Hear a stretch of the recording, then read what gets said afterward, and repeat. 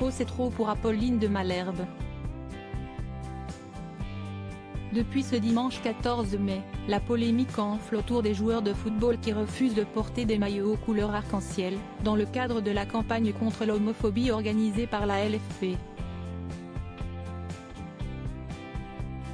Ainsi, 3 joueurs de l'équipe de Toulouse ont déserté le match contre le FC Nantes, ce qui a agacé Éric Roy, entraîneur du Stade brestois.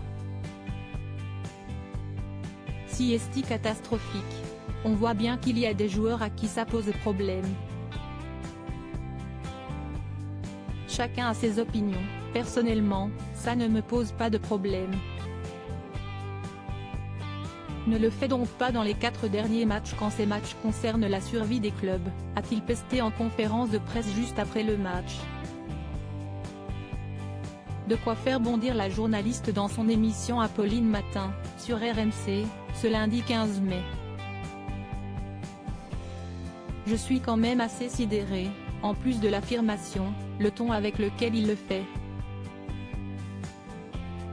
À aucun moment il ne se dit que le problème est que les joueurs ne jouent pas. À aucun moment il ne s'est dit que c'était peut-être son rôle de leur botter les fesses. S'est énervé Apolline de Malherbe en plein direct, dont les propos ont été repris par Pure Média. La journaliste de 43 ans a reproché à l'entraîneur de donner raison à ses joueurs, à savoir Moussa Diarra, Zakaria Abouklal et Saïd Amulik Siesti délirant. Quand on écoute Éric Roy, on entend « Moi je veux bien une journée de lutte contre l'homophobie mais il faut vraiment que ce soit en catimini, idéalement un jour où il n'y a pas de match. » Siesti vrai que la tolérance siesti sympa, mais si on pouvait le faire en rasant les murs et sans avoir à le dire ce serait quand même nettement mieux, a poursuivi celle qui officie également sur BFM Télévision. L'éditorialiste économique Emmanuel Léchipre a tenté de clarifier le point de vue d'Éric Roy, en expliquant que ce dernier regrettait seulement qu'une telle décision de la LFP mette une équipe en mauvaise posture pour un match.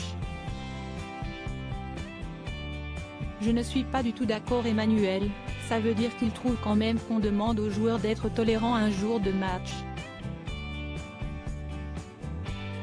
Oui, on ne leur demande pas quand ils sont tout seuls dans leur salle de bain.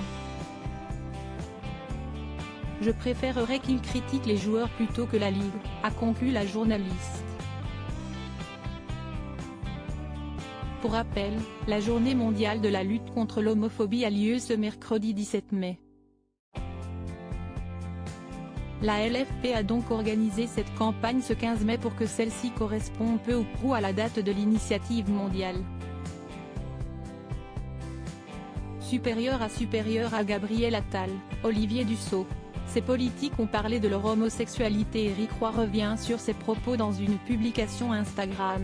Éric Roy est revenu sur ses propos tenus ce dimanche afin de calmer la polémique.